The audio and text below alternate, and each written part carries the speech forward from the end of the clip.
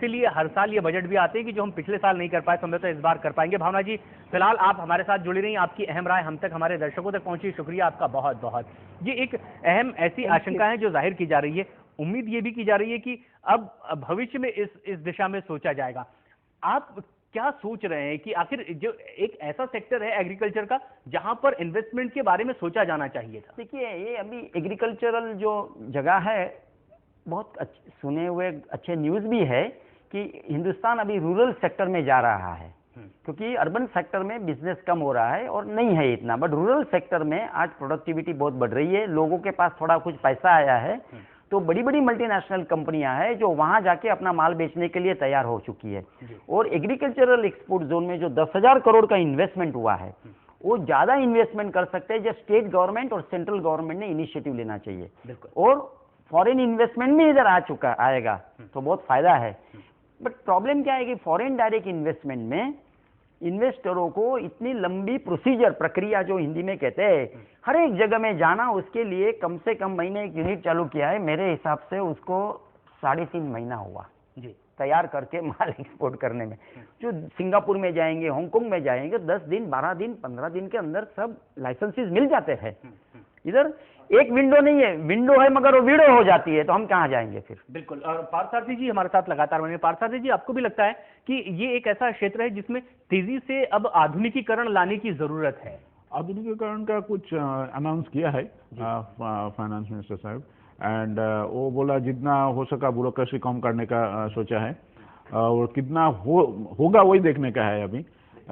लेकिन एफडीआई को बहुत ही एनकरेज कर रहा है और परसेंटेज भी बढ़ा दिया, तो अभी आगे कैसा जाने वाला है वही देखना पड़ेगा। लेकिन it is a slow process, you know, it overnight, because opening to outside India. User friendly होनी चाहिए एफडीआई पॉलिसी जी है, वो बात यूजर फ्रेंडली होनी चाहिए और बराबर है, मगर यूजर इधर लाना चाहिए पहला, सबसे पहले, बाद में उसके साथ फ्रेंडशिप होती है ना जी। तो यूजर लाने के बीच में ही वहाँ गड़बड़ हो जाती है। मैं एक एग्जाम्पल कहता हूँ, ये जो सप्लाई चेन की बात करते हैं कि मेरे पास फार्म गेट में, मैं नासिक गया था, 6 महीना हो गया, तो 3 रुपए का टमाटा मिलता था, 3 रुपए का किलो। फार्मर खड़ा था, मैंने ले लिया, पैसा दे दिया, ज्यादा ले लो। मैं सरप्राइज हुआ कि भाई 3 रुपए में गलत तो नहीं बोलता है।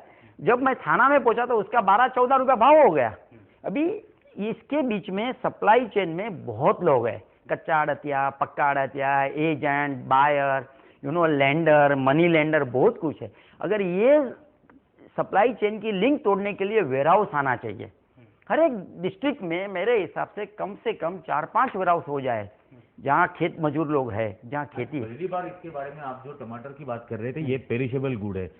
टमाटर हो या फ्रूट्स हो, ये पेरिशेबल गुड्स है, और पेरिशेबल गुड्स के लिए वेयरहाउस नहीं हो सकता है। तो कोल्ड स्टोरेज को सपोर्ट देने की बात पहली बार आज फाइनेंस मिनिस्टर ने की है। कोल्ड स्टोरेज होता है, वो मैं मान लिया, उसमें एक RFID टेक्नोलॉजी रहती है, मटेरियल हैंडलिंग टेक्नोलॉजी है, जो फॉरेन कंट्रीज में वेयरहाउसिंग रहता है। इसके लिए वहाँ सप्लाई चेन के बीच में ये जो लोग है वो खत्म कर देना, क्योंकि वही बेसिकली यहाँ पर एग्रीकल्चरल पॉलिसी बनने की बहुत ज्यादा जरूरत है। इस देश में अभी तक एग्रीकल्चर पॉलिसी नहीं है, जो कृषि प्रधान समझा जा रहा है, क्योंकि 60% किसान अगर हम देखेंगे यहाँ के अगर पॉपुलेशन है, तो ये 60% पॉपुलेशन अपना जो प्रोड्यूस है उसकी कीमत तक तय नहीं कर पाते।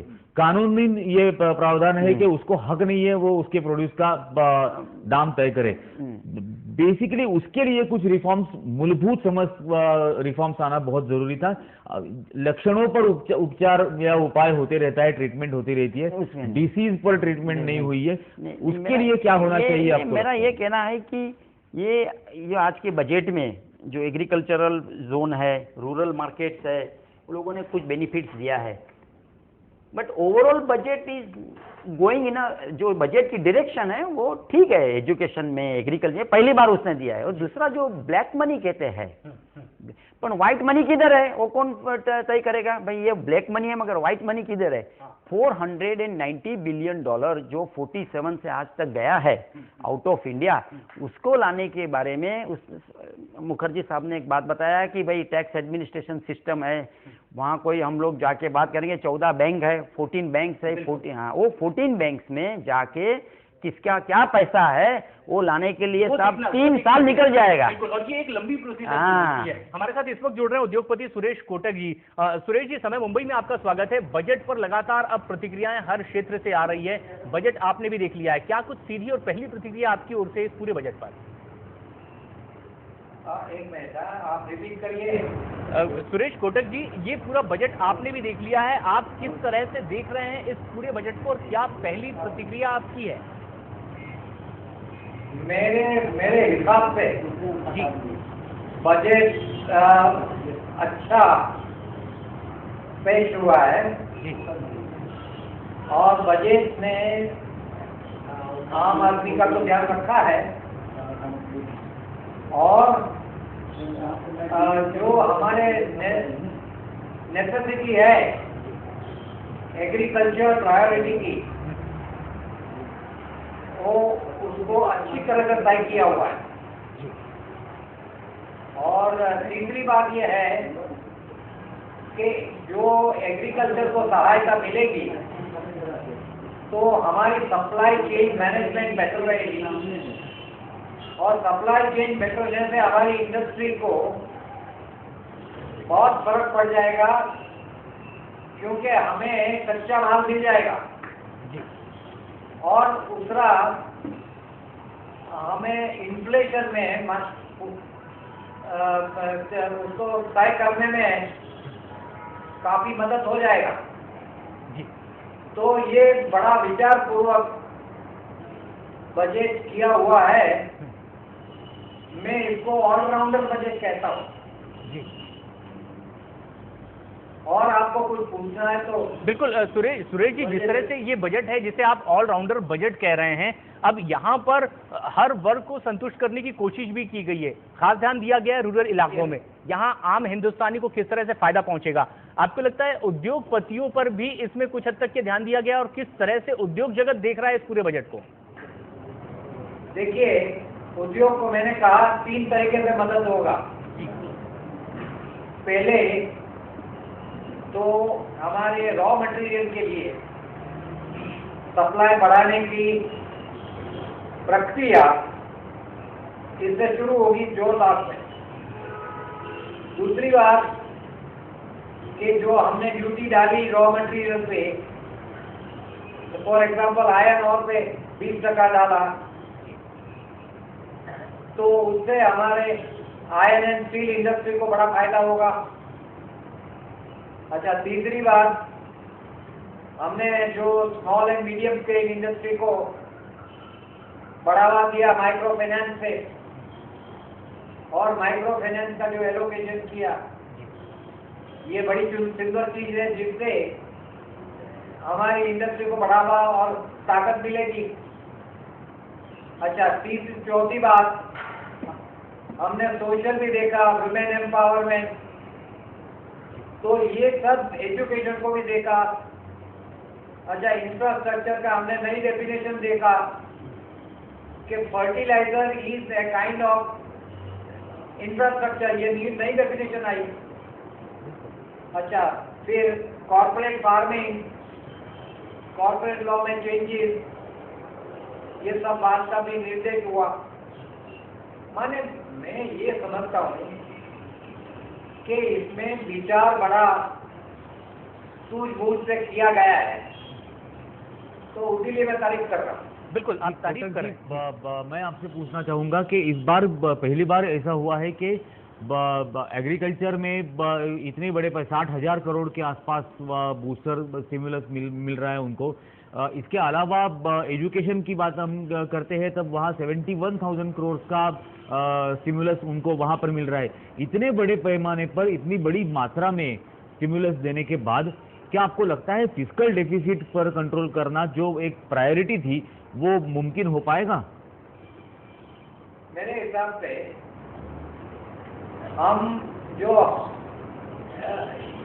ये इसमें पैसा डालेंगे वो प्रोडक्टिव है, वो पैसा हमको रिटर्न देगा, फायदा देगा, हमारी इनकम, आदमी की इनकम बढ़ेगी और हमारा जीडीपी भी बढ़ेगा।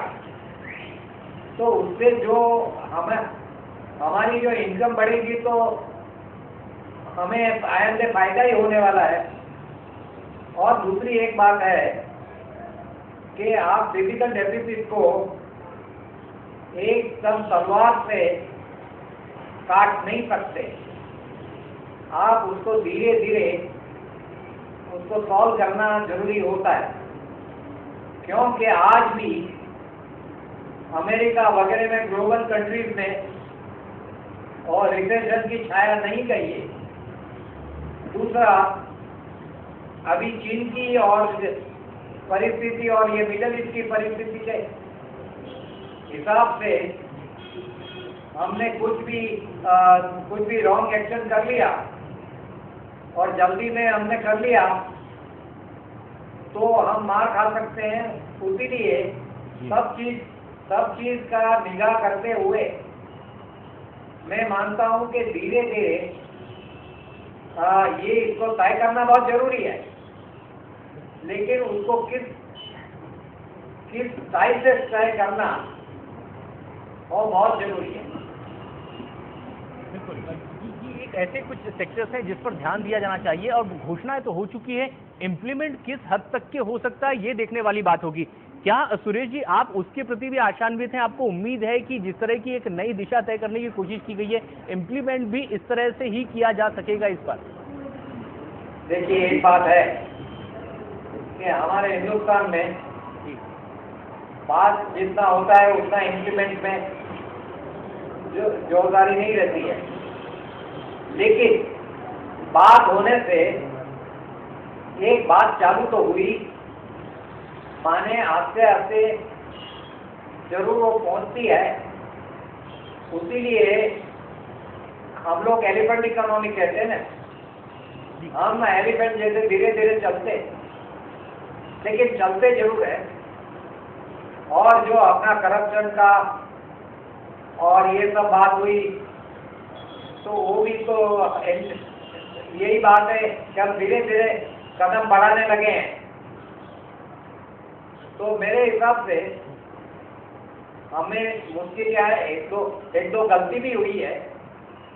हमारा टूरिज्म सेक्टर को हमको कुछ करना चाहता था, क्योंकि टूरिज्म 5% ऑफ आवर जीडीपी है, तो उसको मेरे ख्याल से इतना ध्यान नहीं दिया गया।